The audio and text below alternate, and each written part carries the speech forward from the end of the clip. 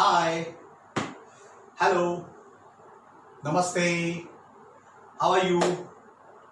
Okay, clear? चलते हैं अगला वाला। भाई बाकी थोड़ा सा है, वो पूरा कर देते हैं। लेट अस कंप्लीट दैट, है ना? तो चलो एग्जाम्पल 28 ऐसा ही हमने पहले किया हुआ है, याद आता हो तो। चलो व्हाट इज एग्जाम्पल नंबर 28? जरा देख लो क्या लिखा है। तो if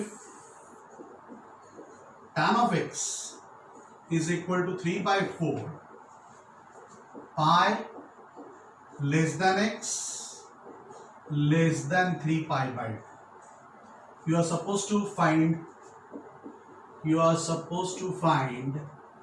sin of x by 2, cos of x by 2 and tan of x by 2। Okay, ऐसा कुछ फाइंड करना है। चलो तो पहले तो आपको पता होना चाहिए साइन ऑफ x by 2 कैसे फाइंड करते हैं। याद है आपने कुछ सीखा है भाई? What is that?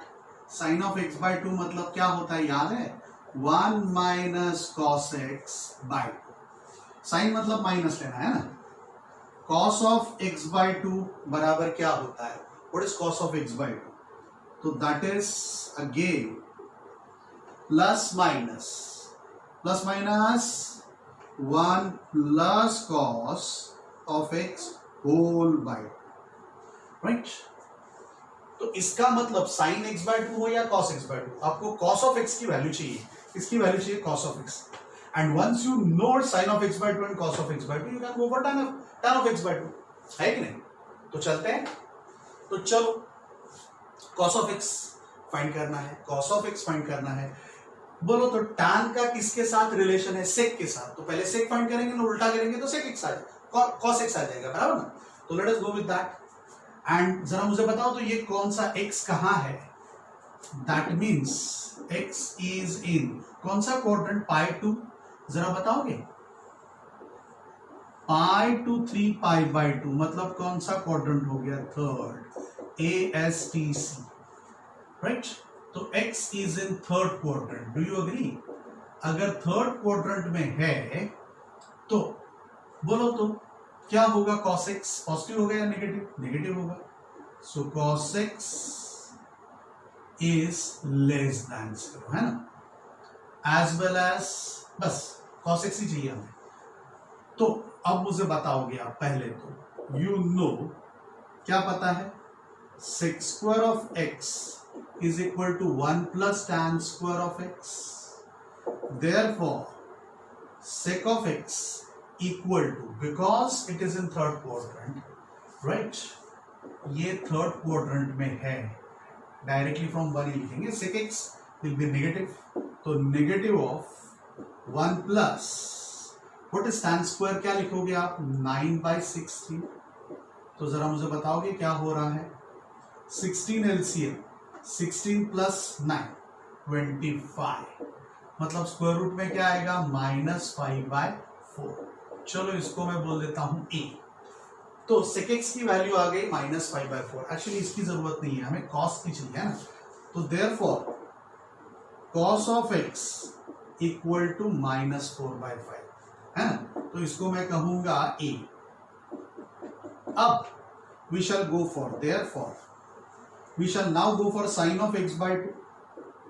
sin of x by 2 में क्या आएगा? तो पहले मुझे x by 2 कहाँ है ढूंढना पड़ेगा। तो इसके ऊपर से आप क्या कह सकते हो? x by 2 is between π/2 and 3 π/4, बराबर है। इसको हमने डिवाइड किया, डिवाइडिंग बाय 2, π/2 ये रहा π/2 एंड 3 π/4 इज समवेयर हियर। इसको हम कहेंगे 3 π/4। This is 0, this is 1 π/4, this is 2 π/4। 2 π/4 मतलब π/2, 3 π/4 4 π/4 मतलब पाई। पता चल रहा है? तो इसका मतलब x by 2 is in second quadrant, that means x by 2 is in second quadrant. चलेगा? अगर ये सेकंड क्वाड्रेंट में है यहाँ पर नंबर 2 दे देता हूं, तो नाउ मैं x/2 sine of x/2 will be positive, है ना, तो यहाँ पर मैं लिखूंगा पॉजिटिव। ठीक है, ये माइनस जो आपने लिखा ना वहां पर लिखना चाहिए था फ्रॉम 1, हाँ, माइनस कहां से आया तो फ्रॉम 1, राइट। तो चलो, तो साइन ऑफ x/2 पता है आपको 1 minus cos of x whole by 2, तो चलो 1 माइनस कॉस x क्या है, तो -5/4 अपॉन 2। जरा बताओगे क्या हो रहा है, जरा बताओगे क्या हो रहा है। 4 एलसीएम 4 2 8, तो 4 + 5 9, है ना, तो अल्टीमेटली क्या होगा, sine of x/2 is plus ही आएगा, बट 9 का √3 एंड इसका रूट क्या होता है 2 तो either you should write 3/2 right, या रैशनलाइज करना है, अगर रैशनलाइज करना है तो √2 से मल्टीप्लाई करना पड़ेगा, तो ऊपर आएगा 3√2 एंड नीचे हो जाएगा 4। Better to write in a rationalise form, है ना।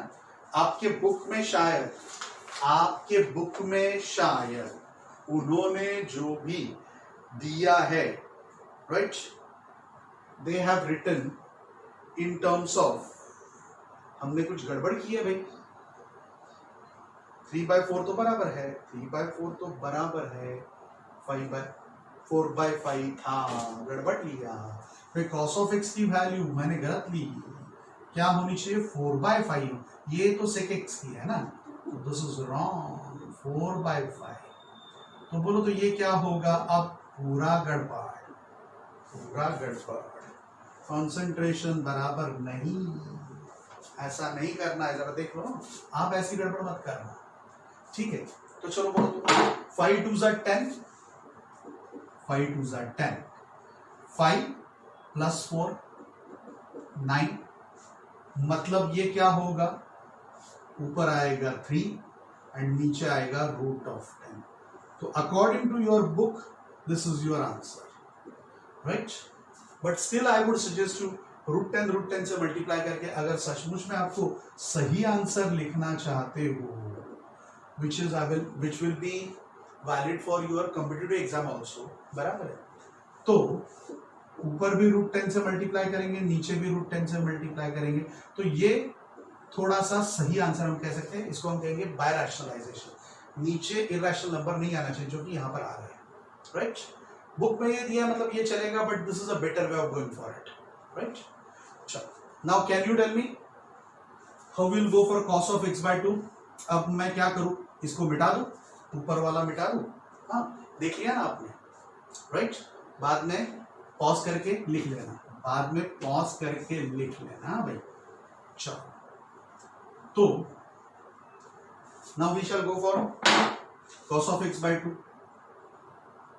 cos ऑफ x/2 इज, आपको पता है कि सेकेंड क्वाड्रेंट में x/2 सेकेंड क्वाड्रेंट में, तो इट इज माइनस, so पहले से माइनस लिख देता हूं, 1, इट इज -1, फिर यहां पर क्या आएगा प्लस cos ऑफ x/2, तो जरा मुझे बताओ, तो 1 प्लस ये लिखना पड़ेगा -4/5/2, मतलब 5 2 10 एंड 5 - 4 इज 1, सो ये क्या होगा, माइनस ऑफ, ये माइनस रख देना है यहाँ पर, -1/√10।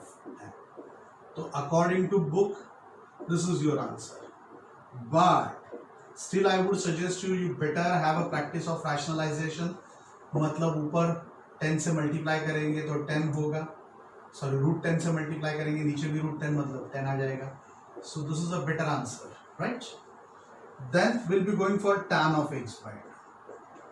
तो tan ऑफ x/2 बराबर क्या होगा, sin of x/2 upon cos of x/2। What is sin of x/2, तो यहां पर आप √10 वाला ले सकते हो क्योंकि वो कैंसिल होने वाला है, प्लस 3/√10 एंड कॉस में माइनस 1/√10, √10 कैंसिल, तो फाइनल आंसर क्या हो जाएगा, -3। तो ये आपका आंसर, ये आपका आंसर एंड ये आपका, according to book. Is that clear? Okay, कोई डाउट? पक्का देख लेना बराबर, एंड इसको खास स्टार मार्क कर देना, अच्छा सम है। पूछते हैं भाई ऐसा, कभी कभी लॉटरी 4 मार्क की लग जाती है ऐसे सम में, 4 मार्क की लॉटरी। बट ये सारे बराबर स्टेप्स लिखते हो तो, बराबर स्टेप्स लिखते हो तो ये प्लस क्यों लिया, तो यहां पर फ्रॉम 2 लिखना है, राइट। ये इसके पहले ये माइनस क्यों लिया, तो फ्रॉम 2 लिखना है, क्योंकि 2 क्या कहता है, x/2 is in second quadrant, इसलिए cos of x/2 नेगेटिव होगा, sin of x/2 पॉजिटिव होगा, and therefore tan of x/2 automatically negative होगा। ओके, क्लियर, पक्का, right.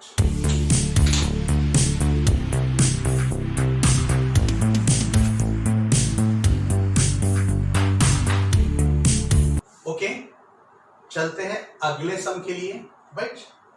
Example 29, let me right example number 29, last example of your this chapter, right. तो जरा देख लो, तो prove that cos square of x plus cos square of x plus pi by 3 plus cos square of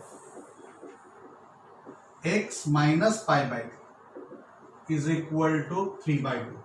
भाई ऐसा कुछ आपको prove करना है, you have to prove like this, okay. तो इसके लिए किस ढंग से सोचना होता है वो जरा हम फटाफट देख लेते हैं। Let us understand this, how to go for it. चलो, बिकॉज ये cos स्क्वायर ऑफ x वाला मामला है, इसलिए जरा थोड़ा सा आइडेंटिटी पीछे वाला मैं बताता हूं। कुछ याद है आपको, जरा मुझे बताओ तो, आपने अभी अभी कुछ किया था, या what is cos of 2x बराबर, what is cos of 2x, 2 times cos square of x minus 1, pure cos form, cos of 2x बराबर 2 times cos square of x minus 1। तो जरा मुझे बताओगे इसका ही मतलब cos square of x बराबर क्या होगा, ये इधर जाएगा, मतलब 1 plus cos of 2x, जरा थोड़ा इस बाजू लिखता हूं, मतलब आपको दिखाई देगा cos square of x 1 plus cos of 2x divided by 2, ये 1 उधर जाएगा, ये 2 नीचे आ जाएगा। सो cos स्क्वायर ऑफ x बराबर 1 प्लस cos ऑफ 2x, मतलब ये x का डबल होता है, बट ये पावर चला जाता है, मतलब you are converting power to multiple argument, है ना। तो ये जो है पावर, उसको हम मल्टीपल आर्ग्यूमेंट में कन्वर्ट करते हैं। x का मल्टीपल आर्ग्यूमेंट क्या होता है, 2x 3x, इसको हम मल्टीपल आर्ग्यूमेंट, तो वैसा ही हम यहां पर करेंगे। ऐसा क्यों करेंगे, क्योंकि c square plus c square आपको नहीं पता, वैसे एक उल्टा साइन स्क्वायर करके भी कर सकते हैं, बट अभी I would like to go with c plus C, मतलब c करना पड़ेगा, c स्क्वायर नहीं, तो c करना है, तो c सिर्फ लाने के लिए आपको कुछ ऐसा सोचना पड़ेगा। तो cos स्क्वायर ऑफ x बराबर 1 प्लस cos ऑफ 2x/2, मतलब जब आर्ग्यूमेंट x होता है तब उसको 2x करना है, डबल करना है, उसमें 1 ऐड करना है एंड डिवाइड बाय 2 करना है। तो चलो, लेट मी से दिस एज LHS, इसको मैं कहूंगा LHS, एंड इसको हम कहेंगे RHS। बराबर समझ लो किस ढंग से इसको सॉल्व करते हैं। तो therefore LHS is equal to, ये cos स्क्वायर ऑफ x को हम घुमाएंगे 2x में, तो बोलो तो cos स्क्वायर ऑफ x बराबर अभी अभी आपने देखा क्या होता है, 1 plus cos of 2x whole by 2 plus, अब यहां पर x की जगह पर x प्लस क्या है, x प्लस पाई बाय 3, तो यहां पर मैं करता हूं cos ऑफ 2 टाइम्स, ये x की जगह पर अब क्या है, x plus pi by 3 whole divided by 2, है ना, प्लस यहां पर भी वही काम करेंगे, 1 प्लस cos ऑफ 2 टाइम्स, इसका डबल लेंगे, x minus pi by 3 divided by 2, चलेगा, ओके, पक्का, good. Half plus half plus half, what is half plus half plus half, 3/2, 3 times half मतलब 3/2, तो इसको मैं लिखूंगा 3/2 राइट, प्लस अब ये जो बाकी रहा है, ये जो बाकी रहा है उसमें मैं 2 एलसीएम ले रहा हूं, उसका 2 एलसीएम ले रहा हूं, and now I am writing cos of 2x plus cos of, जरा बताओगे ये क्या होगा, 2x plus 2 pi by 3 plus cos of 2x minus 2 pi by 3। बोलो यहां तक कोई प्रॉब्लम नहीं ना? क्या किया पता चला, ये 2 से अंदर मल्टीप्लाई कर दिया, 2 से अंदर मल्टीप्लाई कर दिया, ठीक है, ओके, पक्का, गुड। तो चलो आगे, 3/2 प्लस, अब ये 2x plus 2 pi by 3 and 2x minus 2 by, ये दिखता है ना, तो ये हम c प्लस सी करेंगे। क्या करेंगे, c plus C. Can you tell me what is c plus C? Is equal to c plus C बराबर क्या होता है, 2cc, कुछ याद है आपको? राइट, तो चलो मैं लिखता हूं cos of 2x as it is plus 2 times cc, मतलब cos ऑफ 2 लिखा है, मतलब इसका एडिशन करना होगा डिवाइड बाय 2, मतलब क्या करेंगे 2x plus 2 pi by 3 plus 2x minus 2 pi by 3 whole divided by 2, पता चला, इनटू फिर से cos। अब सब्ट्रैक्शन करना है, अब सब्ट्रैक्शन मुझे यहां से हटाना पड़ेगा। बोलो तो ये क्या होगा, 2x plus 2 pi by 3 minus 2x minus minus plus 2 pi by 3, right, okay, divided by 2, लिखना बोलना नहीं है, and then whole divided by 2, ये तो 2 आएगा, राइट। चलिए तो यहां पर लिख कर रखता हूं 2cc is equal to c plus, ऐसा हम लिख कर रखते हैं ना। तो चलो जरा फटाफट बताओ तो 3/2 cos of 2x as it is, plus, चलो यहां पर क्या कैंसिल होगा, 2 pi by 3, 2 pi by 3 cancel होगा, 2, राइट, ये 2x है, 2x है, 2x plus 2x 4x, 4x divide by 2x, 4x divide by 2 मतलब 2x, तो यहां पर मुझे क्या लिखना पड़ेगा, 2 times cos of 2x into cos of, ये 2 वाला 2, cos of 2x plus 2x 4x by 2 मतलब 2x लिख दिया। चलो यहां पर 2x कैंसल, मतलब 2 pi by 3 plus 2 pi by 3 क्या हो गया, 4 पाई बाई 3। अगर आप मानते हो 4 पाई बाई 3 को, तो आई कैन स्प्लिट दिस, क्योंकि 4 पाई बाई 3 की हमें वैल्यू फाइंड करनी होगी cos की, तो वो कैसे फाइंड करते हैं, तो ऑलवेज 3 के मल्टीपल में 4 पाई को हम स्प्लिट करेंगे, मतलब 3 पाई प्लस पाई करेंगे, मतलब ऊपर 4 पाई हो गया डिवाइड बाय 3। अब इससे क्या फायदा होगा, आपको पता है 3 पाई बाय 3 मतलब पाई प्लस पाई बाय 3। जरा सोच समझ कर मुझे बताओ तो क्या बताओगे, दिस इज पाई है ना, पाई प्लस पाई बाय 3 यहां पर आएगा, मतलब it is in the third quadrant ASTC, tan and cot positive, बाकी सब नेगेटिव, मतलब व्हाट आई शुड राइट, यहां पर मुझे लिखना चाहिए था पाई प्लस पाई बाय, ठीक है, ये ऊपर 2 लिख देता हूं, मतलब गड़बड़ ना हो। तो भाई इसका जवाब आया cos of pi plus pi by 3 whole divided by 2, ठीक है, पक्का, ओके।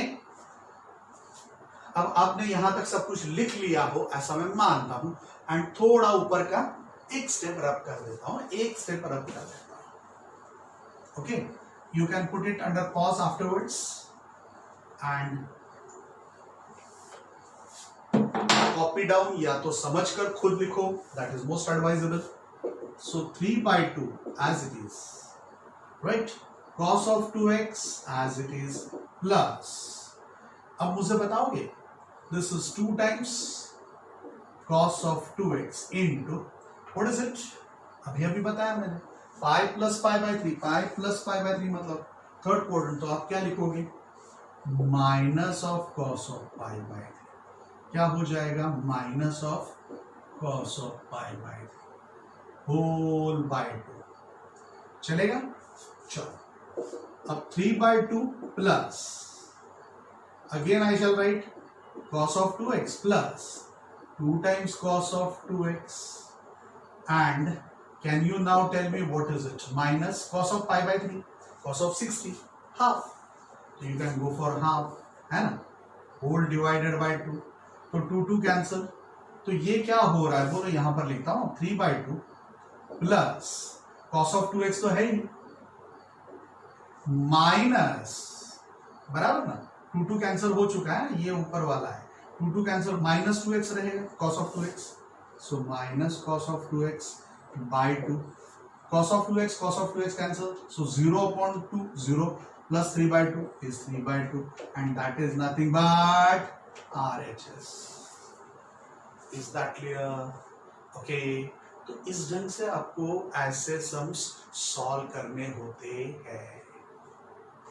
क्लियर? ओके, पक्का? कोई डाउट नहीं? Now friends, as far as your chapter 3 is concerned, पीछे एक अपेंडिक्स भी है. I am really not clear. ये जो डिलीटेड सिलेबस इन्होंने बोला है उसमें उन्होंने क्वाड्रेटिक तो किया ही है, बट पीछे अपेंडिक्स वाला ये लोग लेने वाले हैं कि नहीं, that actually still not been declared.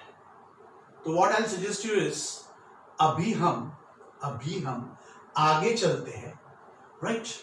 And अगर वो डिक्लेयर हो गया कि नहीं वो है, वो क्लैरिटी आ गई, तो जरूर वो भी मैं आपको पढ़ाऊंगा. चलेगा? राइट. अब आज क्या करते हैं, वैसे नया टॉपिक मैं न्यू लेक्चर से शुरू करना चाहता हूं, ताकि लेक्चर में आपको क्लैरिटी रहे कि नहीं भाई ये चैप्टर 3 यहां पर खत्म हो गया, चैप्टर 4 तो हमें है नहीं, फिर से वो पूरा का पूरा उड़ा दिया है, कोई काम का नहीं था. It was just a simple chapter, but वो उड़ा दिया इसलिए ताकि आगे जाकर इसका कोई ज्यादा महत्व नहीं है. जब भी काम में आएगा जरूर बताऊंगा. But as far as your MCQ test is concerned in IIT या JEE जिसकी बात करते हैं, उसमें क्योंकि इसमें PMI में सिर्फ प्रूव दैट होते हैं. चैप्टर 4 की बात कर रहा हूं, इसके बाद का PMI, that is principle of mathematical induction, जो आपके लिए इस बार डिलीटेड है. आप बच गए, लंबे लंबे प्रूफ लिखने से बच गए. ठीक है, राइट? इसकी अभी कोई ज्यादा जरूरत नहीं है, ना ही MCQ में जरूरत है, इसलिए उन्होंने उड़ा दिया. ठीक है, it's a primitive way of proving anything. Clear? तो व्हाट शैल वी डू? एक हाथ सम मुझे जो अच्छा लगता है एग्जाम्पल में वो पूरा कर देता हूं. राइट? चलेगा? ओके.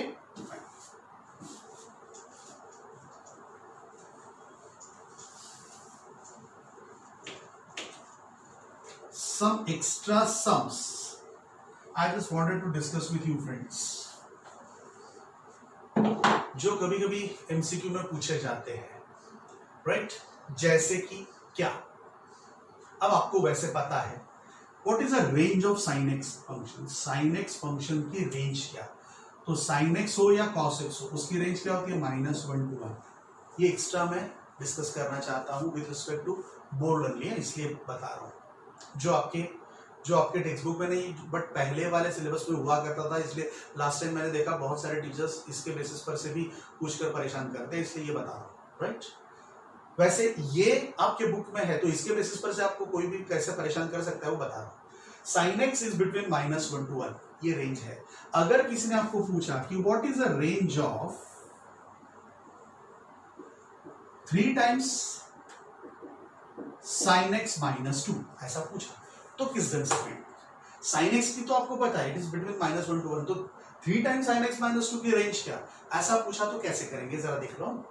हम करते हैं क्या, विल राइट फ्रॉम दिस कि sin x की वैल्यू इज बिटवीन -1 to 1.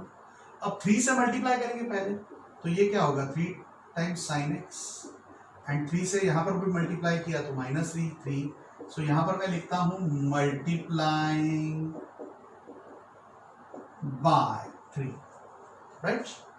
अब आपको क्या करना है? -2 करना है, तो चलो -2 भी कर देते हैं. 3 times sin of x -2, 3 -2, है ना? ठीक है. क्या कहेंगे? सब्ट्रैक्टिंग 2, ऐसा लिख सकते हैं ना. यहां पर हमने क्या किया? सब्ट्रैक्टिंग 2. तो ये जो आपको चाहिए था वो आ गया. कभी कभी रेंज ऑफ फंक्शन fx ऐसा करके डिफाइन कर देते हैं. ये लिखेंगे क्या? Range of function fx is equal to this. तो इसको ही हम fx कहेंगे, this is nothing but fx, है ना, 3 sin x minus 2। बोलो तो ये क्या हो रहा है -5 एंड ये क्या हो रहा है 1, तो इसका मतलब what is the range of fx बता सकते हो, इट इज बिटवीन -5 to 1। तो अब इस फंक्शन की रेंज किसी ने आपको पूछी तो क्या लिखेंगे, -5 to 1। क्लियर? ओके, कोई डाउट नहीं? पक्का?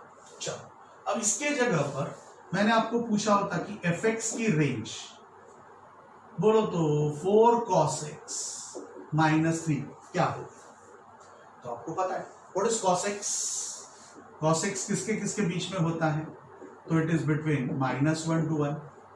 4 टाइम्स करना है तो यहां पर भी 4 4, फिर -3 करना है, -3 करना है, -3 करना है, तो ये क्या होगा -7, ये क्या होगा 1, तो it is between -7 and 1, -7 and 1।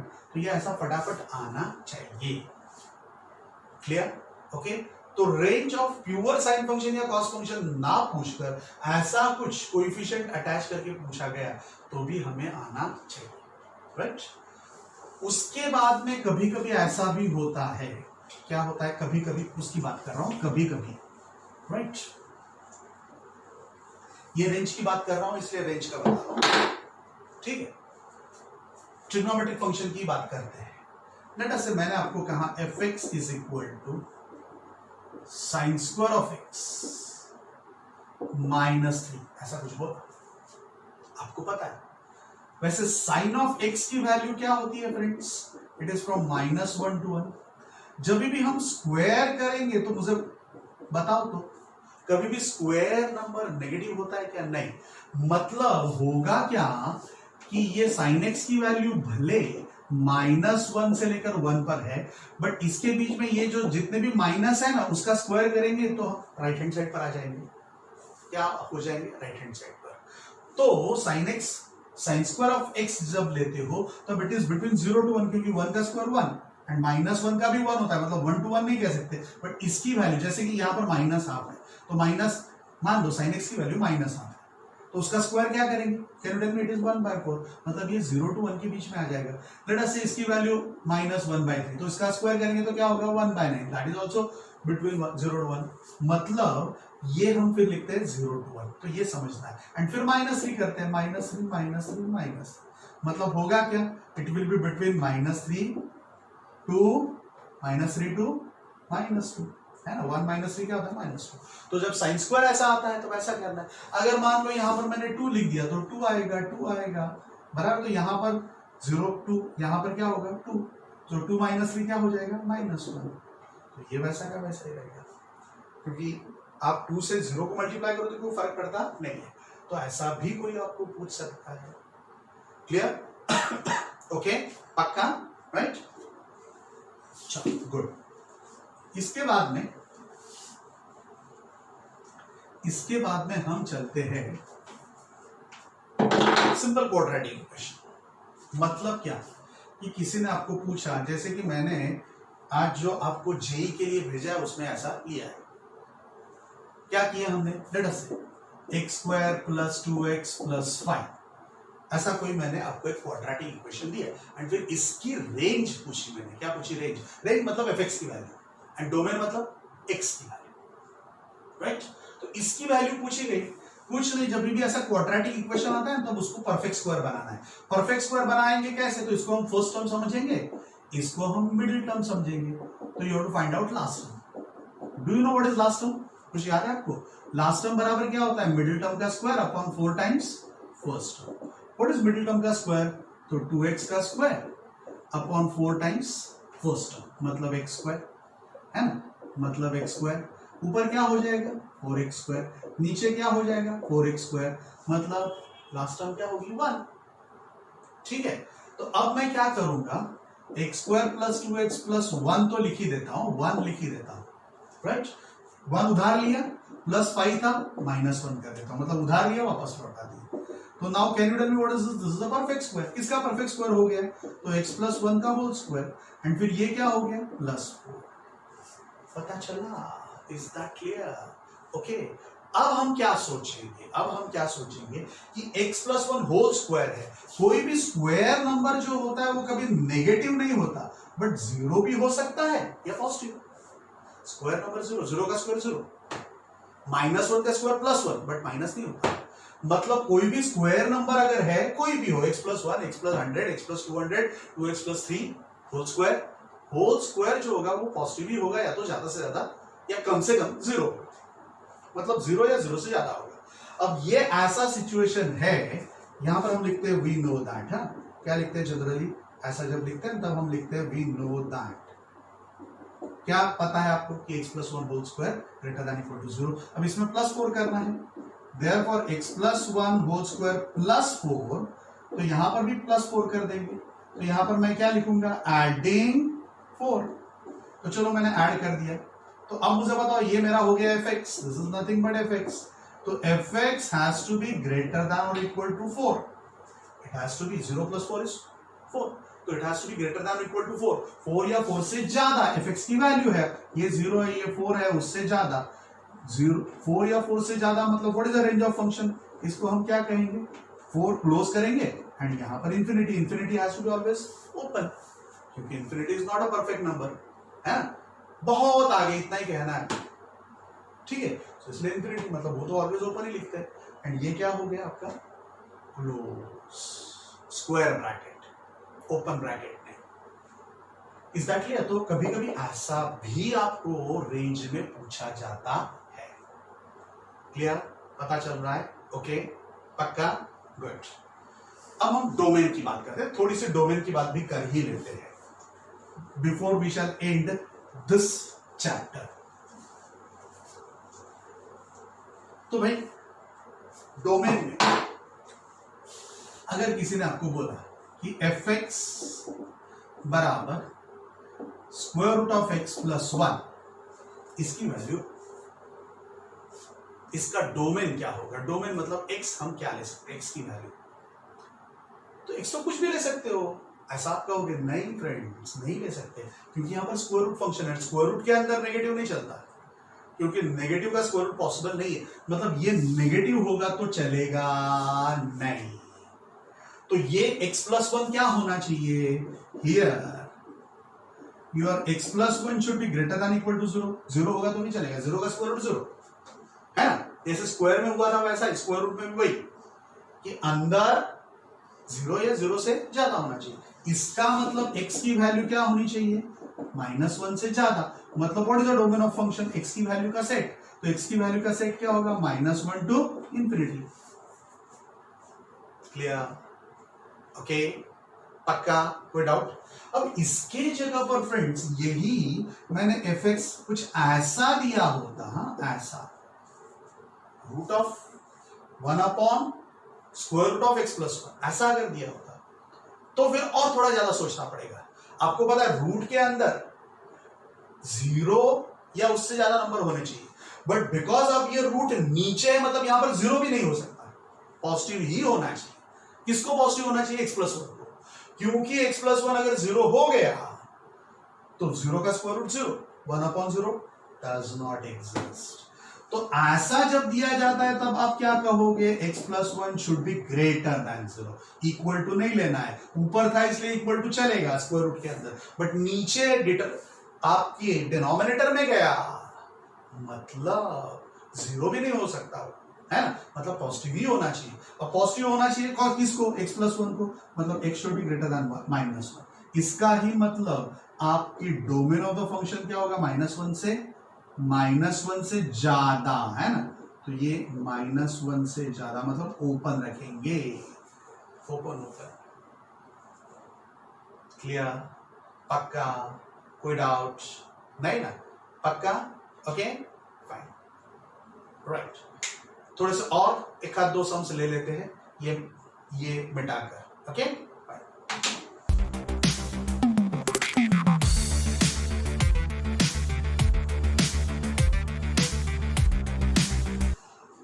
चलो और एक थोड़ी सी छोटी सी बात कर लेते हैं, 2 सम्स फटाफट। बाकी ये सारे एक्सटेंसिवली हम जेई में तो देखेंगे इसके टाइप के sums, don't worry about that, but थोड़ा सा अभी गुजरात बोर्ड में भी जरा सीख लो, या सीबीएसई में भी सीख लो। What is that? तो भाई आपको उन्होंने बोला है cos of 3π/4 and sin of 3π/4, इसके बीच में कौन सा रिलेशन होगा, ग्रेटर, स्मॉलर या इक्वल टू या नन। तो ऐसे सम्स कैसे सॉल्व करें? तो पहले ये देखना है जब भी ये दो फंक्शंस अलग अलग है ना, तो ये कौन से क्वाड्रेंट में, इतना ही काफी होता है जनरल। मतलब क्या कि ये 3π/4 कौन से क्वाड्रेंट में पहले देखते हैं, वो कैसे? तो 4 के मल्टीपल में 3π का स्प्लिट करते हैं। तो can you tell me 3π/4 can be understood as 4π - π/4, है ना? 3π को 4 के मल्टीपल में मतलब 4π - π। तो what is this and what is this, बता सकते हो? It is pi, 4 cancel, π - π/4। अब मुझे बताओगे आप व्हाट इज π - π/4? ये रहा पाई एंड पाई माइनस मतलब इस बाजू क्लॉकवाइज जाना है, तो you are in second quadrant. तो ये सेकंड क्वाड्रेंट की बात है। तो ये भी 3π/4 है, ये भी 3π/4 है, मतलब ये भी cos ऑफ π - π/4 होगा एंड ये भी sin ऑफ π - π/4 होगा। अब π - π/4 मतलब सेकंड क्वाड्रेंट। सेकंड क्वाड्रेंट में ये मुझे बताओ ASTC, तो S क्या होता है? पॉजिटिव, ये आपका पॉजिटिव होने वाला है। एंड cos क्या होता है? नेगेटिव। तो पॉजिटिव एंड नेगेटिव में बड़ा कौन होता है? कोई भी नंबर हो, पॉजिटिव है तो वो तो ऑलवेज बड़ा ही होगा एंड ये ऑलवेज छोटा ही होगा, मतलब you have to go like this. Clear? Okay, तो सीधा कुछ नहीं, इसको स्प्लिट करके देख लेना है कि कौन से क्वाड्रेंट। स्प्लिट कैसे करना है हमने बहुत बार देखा है ना? तो इस ढंग से हमें स्प्लिट करना है 4 के मल्टीपल में 3π, राइट? तो 3π - π, so it is π - π/4, so π minus मतलब सेकंड क्वाड्रेंट में साइन पॉजिटिव, cos नेगेटिव मतलब छोटा, cos की वैल्यू छोटी आ जाएगी, है ना? Right? Is that clear? In fact इसकी परफेक्ट वैल्यू चाहिए तो आप क्या लिखोगे? माइनस ऑफ cos ऑफ π/4, आपने सीखा है। एंड इधर क्या लिखोगे आप? π - π प्लस आएगा, so sine of π/4। Can you tell me what is cos of π/4? 1/√2। ये क्या होगा? 1/√2।